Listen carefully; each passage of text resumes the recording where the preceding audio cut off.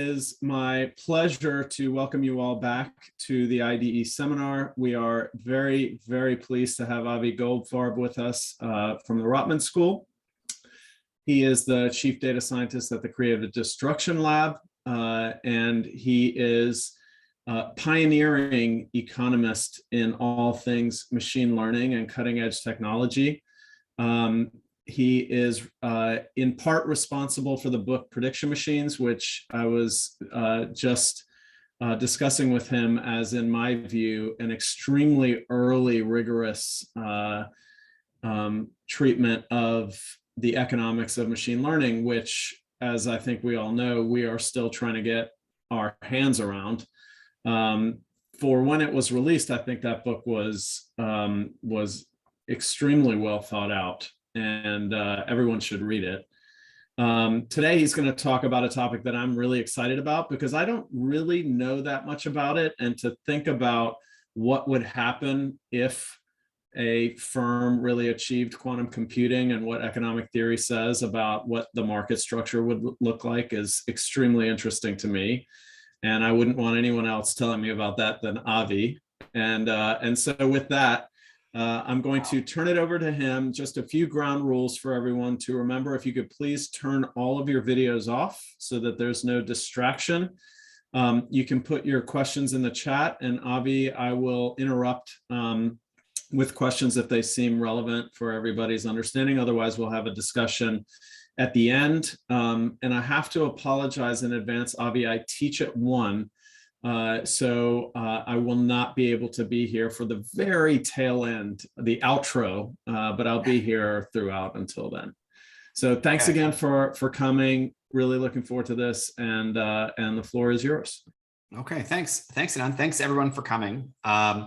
This is brand new work. And in fact, until a week ago, I wasn't sure. I'm working on 2 different quantum projects, and I wasn't sure which one I'd emphasize and which one would be which would be part of the talk, but secondary in some sense. And so this is work with Francesco Bova, who's one of my colleagues at Rotman. He's an economist in the accounting group, and Roger Malko, who is a theoretical physicist and quantum computing, expert, I guess, professor, let's say, at the University of Waterloo in the Perimeter Institute for Theoretical Physics. Disclosure here, it's a disclosure, but also sort of a statement where the expertise comes from. The 3 of us co-run the Creative Destruction Lab's program on quantum. So, the Creative Destruction Lab is a program for helping science-based startups scale. And over the past 5 years, we've had something like 100 quantum startups run through the lab. And a lot of these ideas come from, a lot of our motivation comes from what we've seen in the lab, but it does also expose a conflict of interest. I'm also going to reference work with Ferento Diodoritis, who I think I saw somewhere here, and Gino Liu, which is going to be about the diffusion of quantum publications and quantum patents, or the rise of quantum publications, quantum patents. Okay, so where does this all start? This all starts in 1982. Where there was a keynote speech by Richard Feynman, and he said, simulating physics with computers, hey, you could do, if we want to understand quantum systems, maybe you should create a computer that's based on quantum systems. So it was what's in many ways really interesting to me about quantum is that before this talk, there was no, the technology or the science, people hadn't even thought about it yet. So, you can talk about the steam engine. Yeah, the steam engine was new in the 18th century, but it wasn't that new. You can find, examples from ancient Rome where people thought about steam engines. Here, it seems like it was, there is a start date, and that for the technology, and that makes it interesting. What is the technology? Go to Wikipedia. As of yesterday, here was the Wikipedia definition. Quantum computing is a type of computation that harnesses the collective properties of quantum states, such as superposition, interference, and entanglement to perform calculations. The devices that perform quantum computations are known as quantum computers. Okay. So what does that mean at a practical level? It means that right now, your computer that you are watching me on is from what actually Roger, my co-author, would call first generation quantum, because it's still based in semiconductors. But it is the arithmetic in the device is based on ones and zeros. And in a quantum computer, there is more flexible arithmetic. I'm just going to leave it at that. You can, as a definition. Okay. And that more flexible arithmetic can make things faster. It's not necessarily binary. Okay. So where do we hear about quantum? About 4.5, actually, I guess we started it really about 5 years ago. The announcement was 4.5 years ago.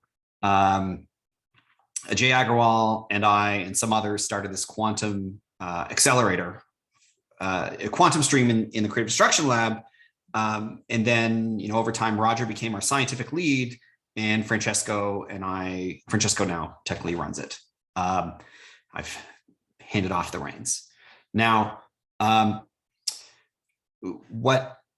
in many ways, this paper is brand new. In many ways, it's 5 years in the making. I've been trying to write a quantum paper since we first started thinking about the lab, bringing quantum machine learning into the lab. Originally, I was trying to write a econometrics paper and using the quantum machine. Before we could do that, we eventually just decided that we needed to go to first principles and think through what these machines can do and what it would look like for them to have an advantage. So here's what we keep seeing if you're following the quantum press. Every once in a while, someone comes along with an announcement like this. Hello, quantum world. Google publishes landmark quantum supremacy claim. So Google claimed that they have a quantum advantage over everybody else. Okay. IBM a couple days later said, no. What that means is they said their calculation would be practically impossible for a classical machine. IBM said, no, it's not practically impossible. The thing that the Google machine did in a few minutes, we could do on our best supercomputer in 3 days. Okay, so technically we've proven that it is possible to do it. No quantum supremacy. Google's, by the way, the John Martinez, who was the head of that Google project at the time, his response was, yes, but they didn't bother to do the calculation in 3 days. So it's all, so it was too expensive and it was worth it for us to do in the quantum. Then about a year later, we see another claim of physicists in China challenged Google's quantum advantage and built their own computer, a photon-based quantum computer that they said with a calculation that ordinary computers, they asserted, could not do. Okay, a little careful, might never be able to do.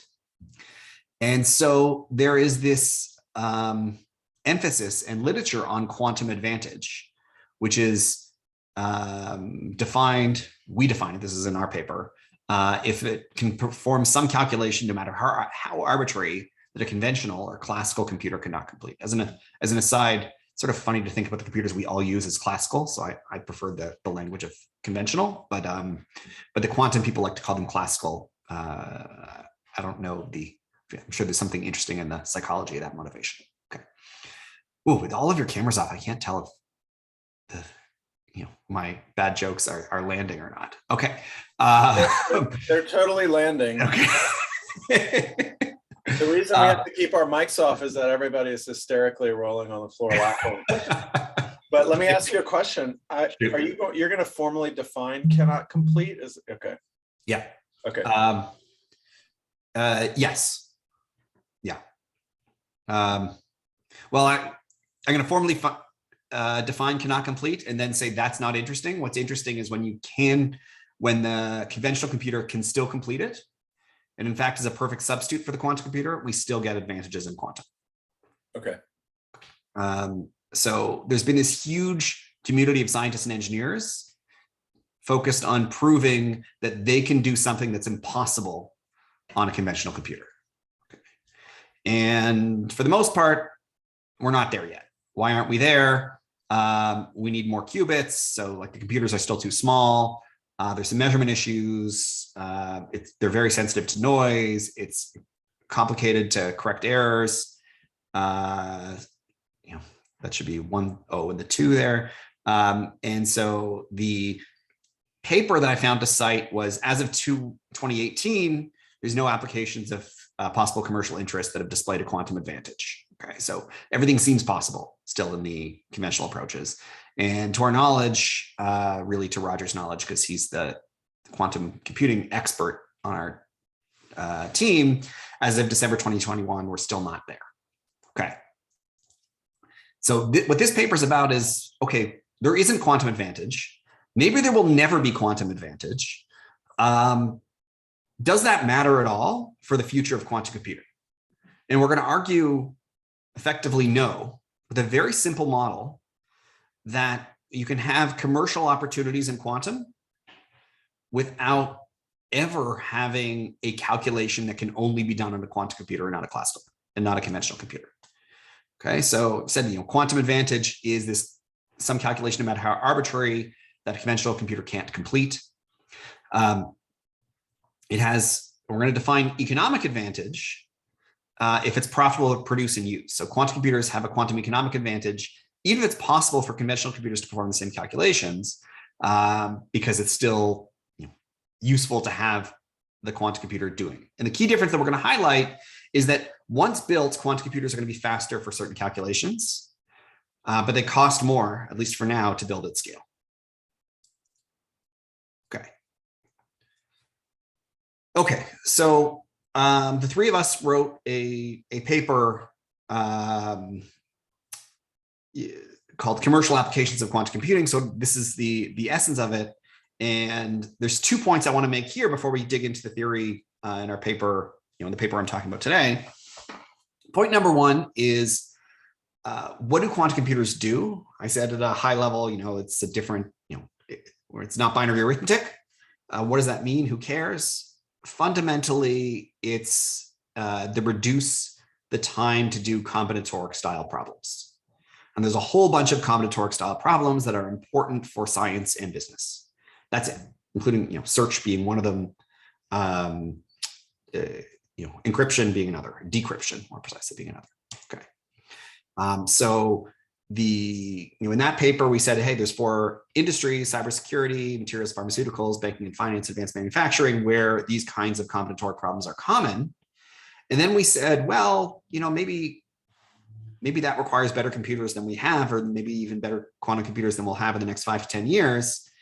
There's still opportunities in quantum safe encryption, material and drug discovery, and quantum inspired algorithms. So there is a near-term potential for investing in quantum computing, even if the computers don't get that much better. Okay. Now, underlying this, and another piece of this underlying debate is, are quantum computers really better? Are they absolutely better? How much better? And do we really care whether we get quantum advantage, as in something's truly provably impossible to do on a conventional machine?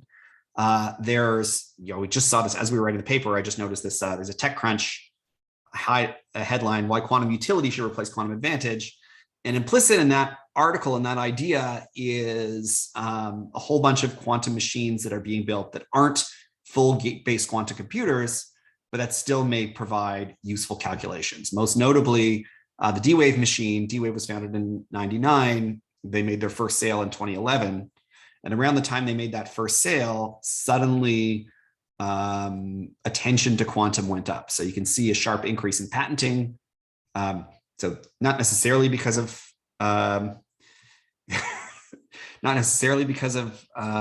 D-Wave, but at that time, and this is work with this is that other paper I mentioned here, where first you can see just there's a sharp increase in attention to quantum across lots of countries. If we compare quantum patents to patent applications in the patent classes that tend to be co-mentioned with quantum, we see a sharp increase in the last few years on patent applications. We see a sharp increase in, if we look at quantum computing versus other mentions of quantum, we see a sharp increase in academic publications around quantum. And so, the attention is there. And now let's try to think through, a very specific instance of what this means in terms of quantum advantage versus quantum economic advantage. And so to do that, we're going to go back almost 40 years now. This wasn't that old when I was a grad student and read it, but whatever. Okay, almost 40 years now. The Singh and V's paper on quantity competition. Well, we're going to focus the quantity competition aspect of it in a differentiated duopoly. And in particular, we're going to use their differentiation model. So we're going to have two firms. It's going to be a quantum firm, which we're going to call firm 1, and a conventional computing firm, which we're going to call firm 2. In the first stage, they're going to choose their technology capability, which is how many calculations effectively the computer can do. And then in the second stage, they're going to choose the quantity. So what do we mean by that? The second stage, there's a common demand. And so, people can choose to, do the quantum or the conventional computing company. And then there's this parameter gamma. And gamma defines differentiation. So if gamma equals 0, we can think of them as effectively totally separate markets. And so they each optimize separately. They don't compute at all. That would be the limit of quantum advantage. If gamma equals 0, there are certain applications that only quantum computers can do. If gamma equals 1, they're perfect substitutes. And so what we're going to focus on for most of our analysis is this extreme where gamma equals 1 and they're perfect substitutes. And this is going to apply, so just to be clear, it's going to apply an inverse demand of, that price is going to be a function of your own, the price you choose is going to be a function of the quantity you sell and the quantity sold by your competitor. And you can see this is why that gamma defines differentiation once we solve for the common demand. Okay. And firms choose quantity QI. So what does that mean in the second stage?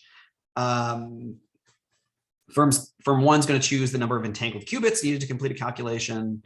And firm 2 is going to calculate the number of bits or transistors needed to complete a calculation. Okay. So why will that be different? Now we're going to go to the quantum literature. And actually, the quantum literature gives us a very specific functional form of how quantum calculations will be different from conventional ones. I keep slipping on classical. Okay. And so here's Grover's algorithm. And the essence of it is for a classical algorithm, we'll take order of n steps to do a sort. And he discovered a quantum algorithm that allows you to do the same calculations on a quantum computer in order root n steps. Okay, so this is, we're going to be imposing a particular functional form. Why? Because that's exactly the functional form that comes out of Grover's algorithm for any sort.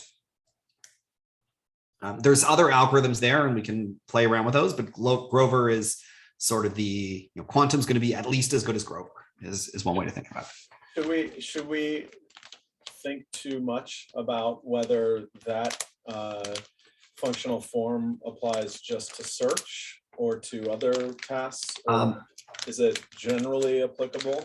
It is going to be, as I understand it, it is applicable to any combinatoric problem.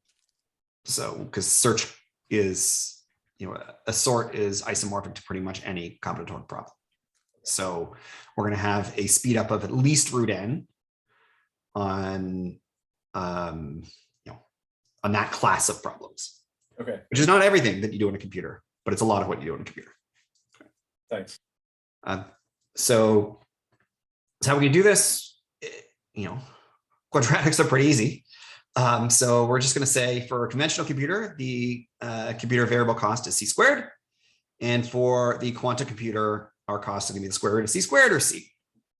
And so we're going to have, the market size is greater than c squared, is greater than c is greater than 1. Okay, that's going to be, for the interesting part of the parameter space. If c is less than 1, then the quantum computer doesn't even have a variable cost advantage. And maybe that's where it's one version of the story where this is where we stand now. And we should expect that variable cost. Well, anyway, you can think of that as maybe that's where we are now because of where the computers stand. Okay, so that was stage 2, but there's a first stage. And the first stage is about an endogenous fixed cost investment X that allows you to increase the market potential of your product. Okay, so there is, you choose essentially how big a problem that you want to solve in part 2. And then in part 1, you choose the space of problems you can solve. Okay. And so for a quantum firm, instead of a demand intercept of A, you can expand it to get A plus X1. And for a conventional firm, you can get A plus X2. And we're going to have a fixed cost of investment here. And so this is the idea, the essence of this is it's easier to build a big, think about this as the size of the computer that you hope to be able to build.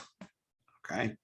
And the narrative here is that it's easier to build a classical computer, a conventional computer, than a quantum computer. So we're going to have this B2 is less than B1. Okay. So with all that preamble, it's a pretty straightforward Cornell model that gets us to the quantum computing company is profitable no matter what gamma is. So if it's a monopoly, gamma equals 0, sure, it's profitable. But even if they're perfect substitutes, we're going to have a profitable quantum computing company under, certain certain conditions, like that it's concave, in X1 and X2. Okay, so the key point is even with, forgot to make that Greek, even if gamma equals 1, and so perfect substitution, the quantum computing company is profitable. So unpacking this a little bit more, where this is going to land is, if we assume no quantum advantage, so gamma is 1, and we just fix B1 somewhere. Okay, it doesn't really matter where it is, but we're going to fix it at 10. We're going to find, so what we're going to look at here is the relative fixed cost of investment to communicate capability, B2. Okay, and then we're going to see compared to profit. And the interesting point in this first result, beyond the proposition that the quantum computer will exist, will be profitable, is we get a crossover. So when the conventional computer is much cheaper to build and scale than the quantum computer, we see both existing, but the profit on the conventional computer being higher. And as the quantum computer gets closer, or I guess the way we've drawn this is as the conventional computer's capabilities or costs get closer and closer to the quantum computer. Sorry, just want to write something down.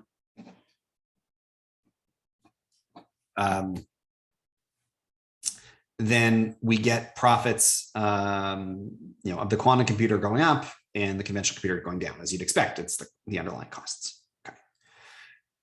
Proposition 2 is the quantum computer might invest more in market creation, even when it's less costly to scale a classical computer than a quantum computer. Typo. Told you, I promised you this was brand new, hot off the press paper. Now you see it. Okay. And so we've done a proof just by example here. We'll formalize it more broadly soon. And the key point, let's go with the dotted lines here.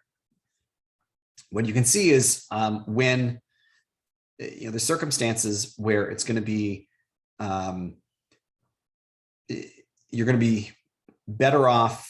The quantum is going to invest more than the classical, or even on the solid lines, the quantum is going to invest more than the classical, even though when we're under 10, it's much cheaper to scale the classical relative to the quantum. Okay. So that's going to get us to 3 corollaries in some sense. This is going faster than I thought, but I guess that's because there's no questions. Okay. Corollary number one is that you can get quantum monopoly. So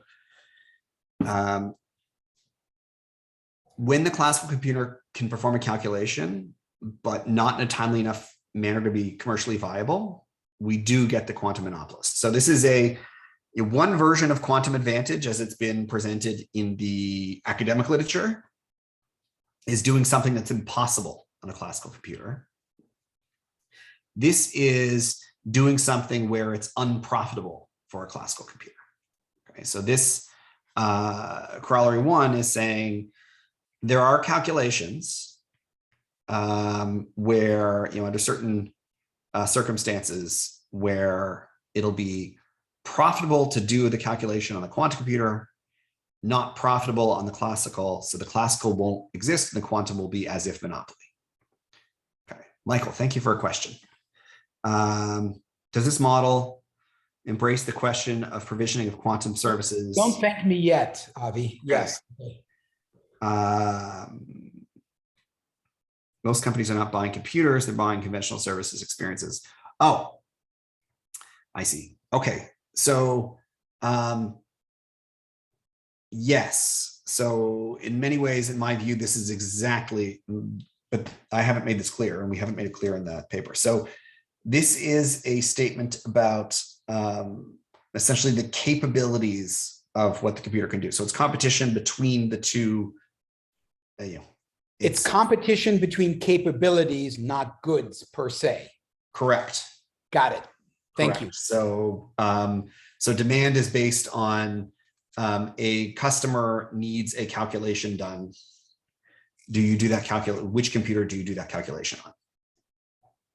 In essence. Okay. Thank you. So I'm not investing in computers per se. I'm investing in computing, the gerund, not the noun. Okay. I mean, you are investing. Okay. I'm yes, buying. you are investing in computing, not computers. That's exactly right. You need a computer in order to do computing, but the product is computing, not a computer. So you're selling computing. So implicitly, this is cloud. That's. Avi, sorry to interrupt, but if you are investing in computer, why would the classical computer be able to compete with the quantum computer? The quantum computer is clearly better. Look, wouldn't it take away the whole market? Like, why would the market even be splitting? Oh, so the quantum computer, basically it's a fixed, so it's a fixed versus variable cost story. It's actually sort of very simple, but it's based on the way these computers operate right now, which is that so up into to a certain size, let's say to the extreme, you can connect 50 qubits, and you can build a conventional computer with I don't know, a lot more than that.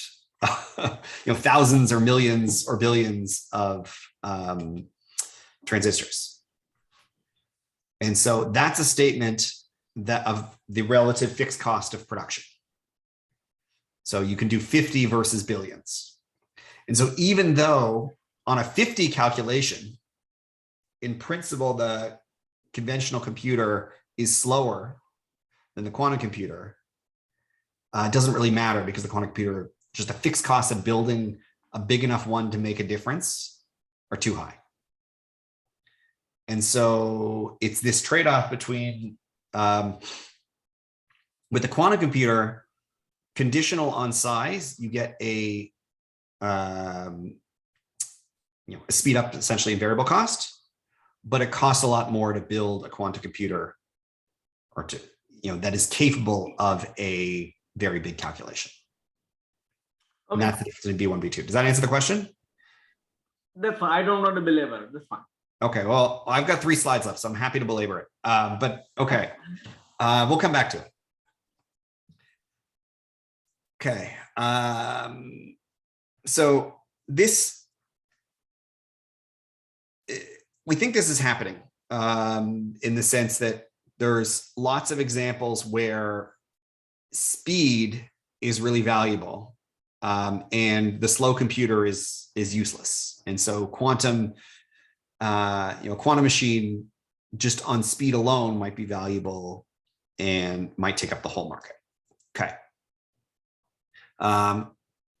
Does timely manner mean lower marginal cost in the language of the model?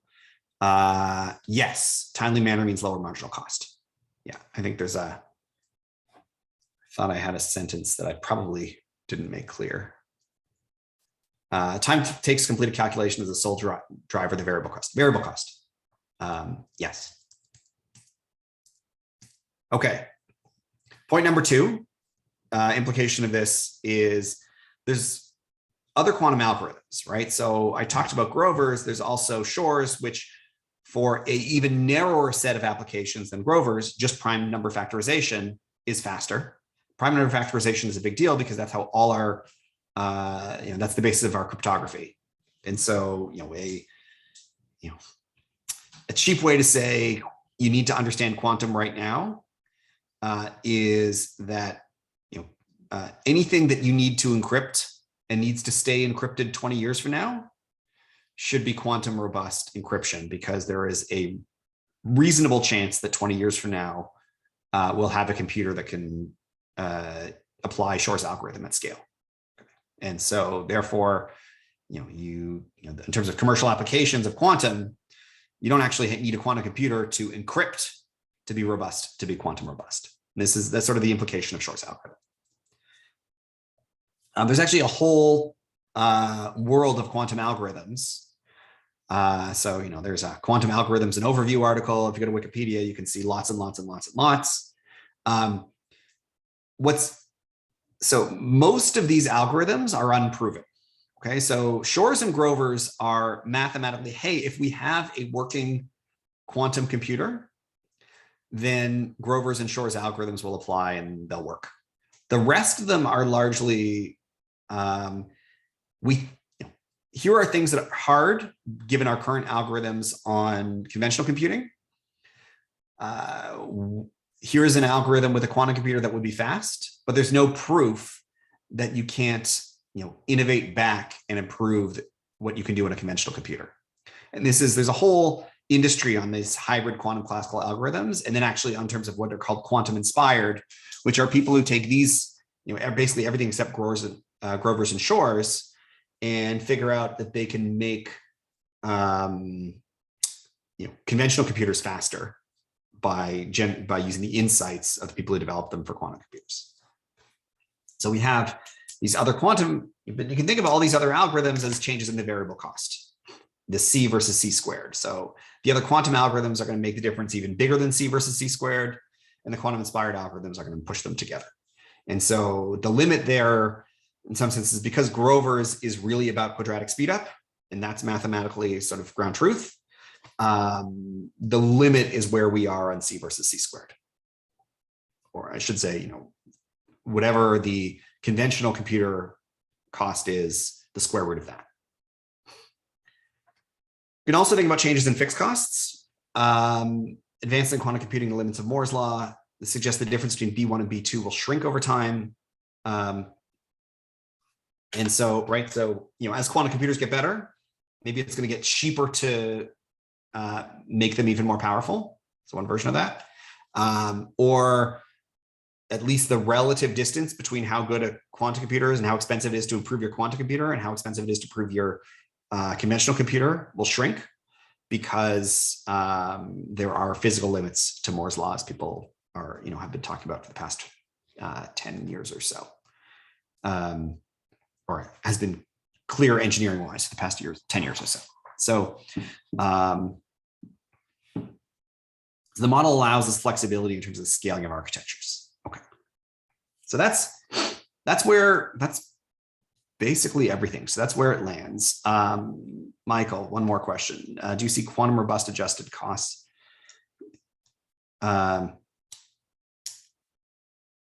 So I haven't thought about that, but yes, the conclusion of the paper is exactly, there's two key metrics, okay? Key metric number one is the relative speed of the algorithms. Okay, so that's actually not, to the extent that we take rovers and shores as base. Maybe there'll be further improvements in the algorithm, but that's like C versus C squared. And that already in the quantum literature, like the physicists, the computer scientists, they emphasize algorithmic speed up.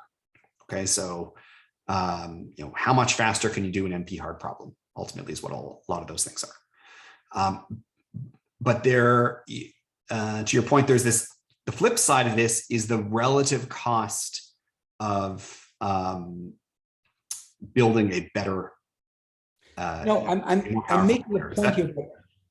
I'm trying to build off of your point.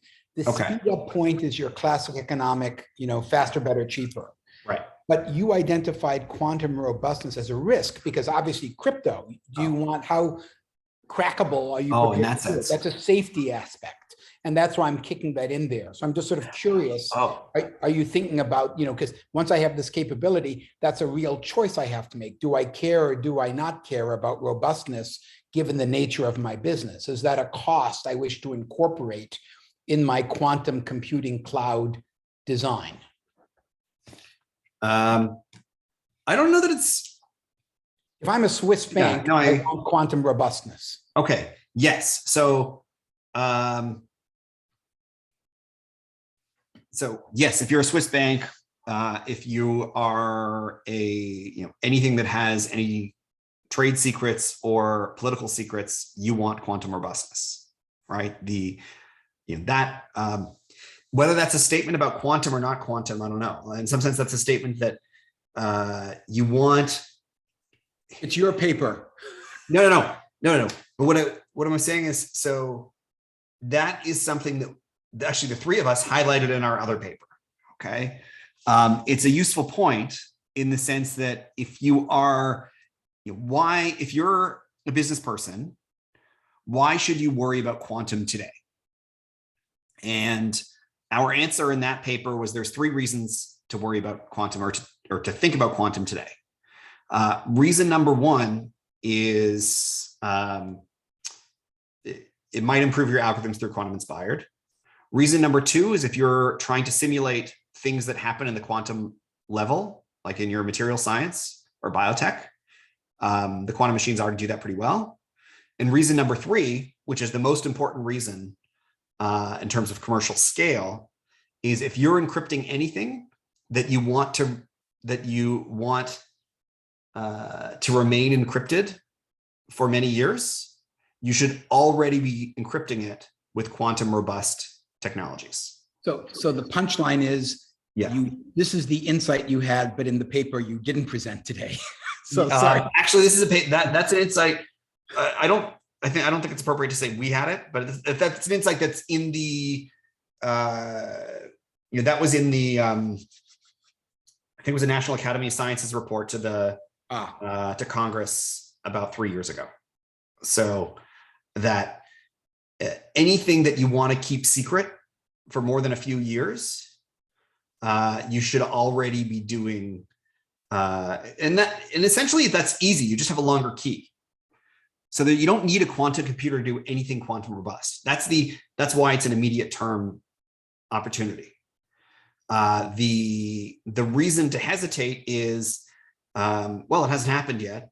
So, and maybe it will never happen. And so, if it's something that you just need to keep secret for 6 months, it's probably not worth the effort. Or I guess it depends how big that need is and how unsure you are about whether your adversaries have the ability to hack it. So there's a cybersecurity literature on opportunities and on the challenges posed by quantum. And the very, very strong conclusion of the cybersecurity literature is there is enough of a probability that we'll have full-scale quantum computers in the next few years that anything secret should be encrypted in a quantum robust way. Is that okay? I think so. I'm done. I don't have anything else to say except for the main takeaway is it's not helpful to emphasize this quantum supremacy advantage. And that's essentially one out of the two parameters, right? We have the C versus C squared parameter. So there's this, you want to be thinking about quantum advantage and quantum speed up, and you also want to be trading that off against the cost of building the bigger machines. So with that, I will unshare and look forward to hearing some questions. I mean, nothing more. I mean, the way I look at it is you basically have argued that the quantum machines are better quality, and however you want to define quality, and they cost more. So eventually, as the cost goes down, they will become, again, monopolist is a very strong word, because monopolists mean that the quantum computing will dominate and nothing else will dominate. And that means there will be competition between various quantum computing providers. Yes, but I think so, but I don't think that'll happen. And the reason why is because quantum computers are good for some computational processes and not all. And so it's likely that for example, we're unlikely to build a quantum chip, at least based on where we think the technology is now, that's going to fit in your watch or your phone. And so that's just not going to be a thing. And so we're still going to have, but when we were talking about monopoly, I meant for, the set of applications where we would, there will be some applications where we will have only quantum computers doing up calculations. So it's almost like a differentiation, Yeah. Something can be done by one machine, something can be done by other machine, and we'll follow the same economic logic that we have followed in economic literature for so long. Yeah, this model is, as I opened with, the model is it's an old model, and we're not really bringing new insights into the model. We're taking the model and saying, hey, this old model is relevant for understanding this new phenomenon. Absolutely. Okay. Okay. Is there, Avi, is there any literature that is hypothesizing the value of that set of calculations? In other words, so the combinatorial problems, how important or unimportant will they be economically in the future compared to now? And maybe compared to the conventional calculations or those that can't be done at micro scale. But I'm more interested in, has anybody sort of theorized the value side of it? Not in a well-measured way. There's there's theorizing and sort of real proof of concept that says, here is a company that has figured out a way to apply a quantum algorithm to a useful business problem, and they've shown they can create value. So like multiverse computing has done this in financial applications. So they can do a handful of calculations faster than anybody. The most, one of them among them is arbitrage across currencies. So if you can act really, really quickly, you can trade like 30 currencies and just make money on the arbitrage. They've shown that quantum does that better. Okay. And then, in advanced manufacturing, we can see detection of faults. I forget the name of the company that's done this. You can do that better, and that has value. So in that sense, but this feels like 1952 in computing. What do I mean by that? These are problems that people already know are commercially valuable, and they're problems that people already know are combinatoric, and they're sort of at the limit of what our computers can do. And so discovery being another one. And what about, so like you said, cryptography, what's the relationship to blockchain and that whole DeFi? I don't, so okay, so I'm just trying to think of what I do know and what I don't know. So I don't know that much about blockchain, despite my co-author, loving blockchain. not been following it as well as probably everybody else on this Zoom. But to the extent that blockchain is driven by cryptography, right? And that cryptography is not quantum robust, then we have a first order problem. And as I understand, Bitcoin is not quantum robust, the current process. So that, those keys will be hackable as soon as a quantum computer exists at scale. Now, that could be, let's just be clear, that could be 10, 15, 20 years from now, and we don't care. And it could be 3 years from now. There's been a lot of progress, but it's one of these things that you just don't know when it's going to happen. Pretty interesting though, right? That, that, and I've got it run in a minute, but it just got me thinking about, the value in cryptographic processes, and I'm choosing my words carefully. Yeah. And maybe cryptocurrencies specifically, could be significantly disrupted by the emergence of a quantum capability. I fully agree. Actually, Florenta and I started a project on, so motivated by this in cryptography, in 2015.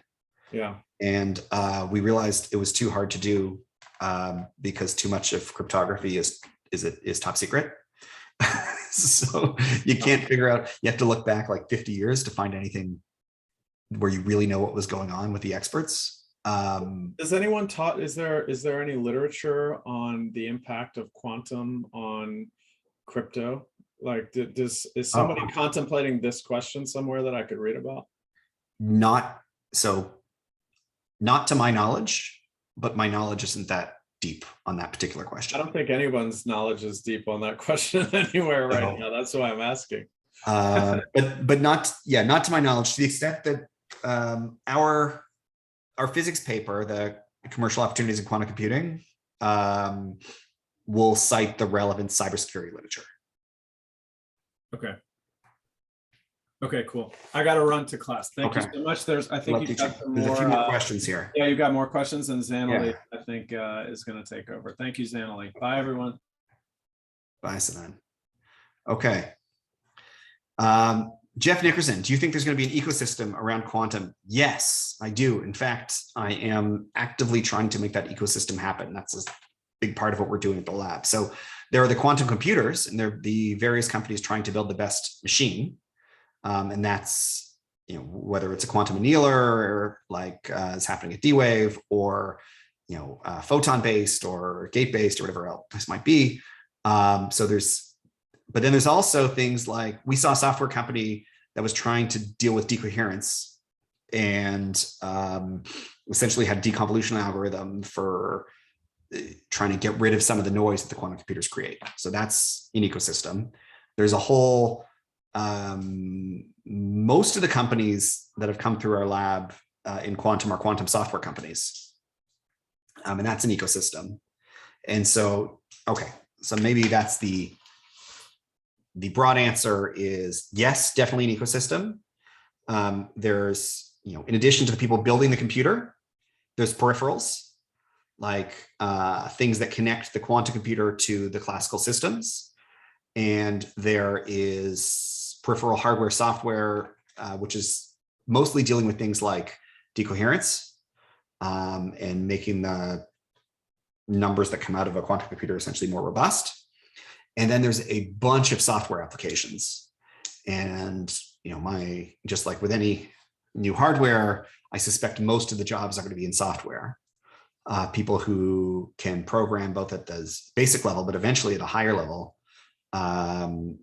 in order to make the quantum computers useful. And so we've seen that already in finance and manufacturing, to some degree in cryptography, et cetera. And then I guess the last piece of this ecosystem are people who understand what quantum can do and adapt other systems to deal with it.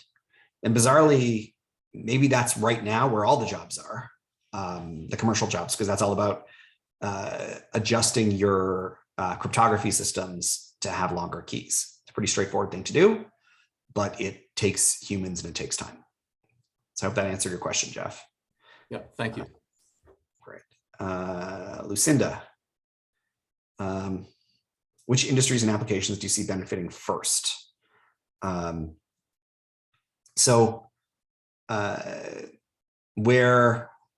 place where we're already seeing benefits is in materials discovery. Okay, so that original paper, that 1982 paper, said we should build quantum computers to simulate quantum systems. It wasn't about the general purpose quantum computer that people later started to try to build. It was the simpler idea that if we want to simulate what happens at the quantum level, it will be useful to have a quantum machine. Exactly what the underlying mathematics of why that's true, frankly, I don't quite understand. But it sounds intuitive to say if you're trying to simulate something quantum, you don't want to use a machine that doesn't allow quantum processes like negative probabilities and all those other sorts of things. And so that's sort of application number one is in material science. We had a company coming out of the Creative Destruction Lab, OTI Lumionics, that was using quantum for materials discovery. They've had some successes. Now, then in terms of other applications, well, we know that faster computers are really useful in finance. And so we're seeing lots of attention and lots of funding go into people who figure out how to use quantum for finance. Not necessarily at the startup level, but more at the, as a shop within a large financial services company. And that seems to be the questions. Yes, I think you got all of them. Thank you again, Avi, for this awesome presentation and for being willing to show us kind of your emerging work. We're very grateful for that.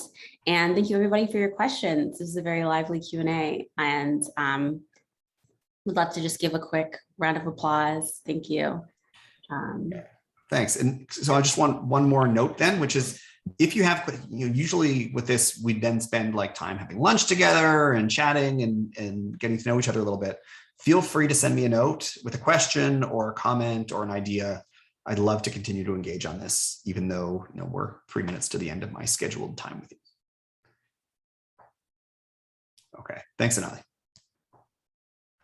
Awesome, thanks, yes. Okay, so we'll do the silent round of applause for Avi, and then I will say that next week we'll be having Hal Gregerson, same time, same place, and look forward to see all of you here again.